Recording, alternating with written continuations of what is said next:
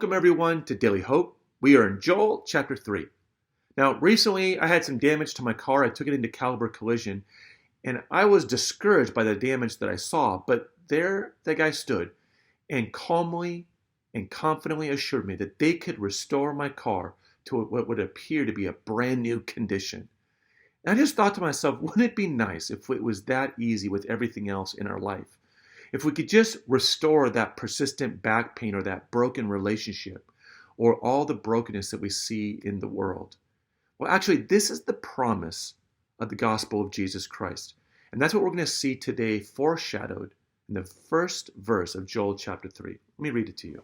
Joel chapter 3, verse 1. In those days, God says, and at that time, when I restore the fortunes. Let me say that again. When I restore the fortunes of Judah and Jerusalem, I will gather all nations and bring them down to the valley of Jehoshaphat, and there I will put them on trial for what they did to my people. See, this is the moment where God is bringing judgment on those who have persecuted and oppressed the people of God. And it's a foreshadow of that moment when God's going to bring judgment on the powers of sickness, sin, and death that has dominated the landscape of our world. But in this also we see the promise of restoration in that first verse, restoring of fortune. This is the third element of the gospel. There are three elements of the gospel: the incarnation, the substitution, the restoration.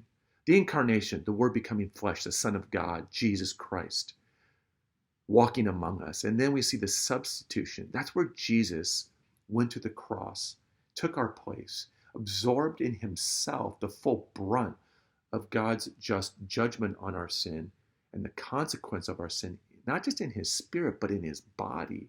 And he was crucified and he died. But he didn't just die. He rose from the dead. And it's that resurrection that signals to the world, this is the promise of restoration. Listen to Tim Keller talk about the restoration. He says this means that Christ's salvation does not merely save our souls so we can escape the pain of the curse on the physical world. Rather, the final goal of the gospel is the renewal and restoration of the material world and the redemption of both our souls and our bodies and the entire created order.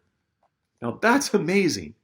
And what that means is when we look at Jesus' ministry and we see him healing people of their sickness, healing the paralyzed and the lame and the lepers, and calming the storms, we are seeing that Jesus is showing us that he's going to bring restoration not just to our souls, but to the entire created universe.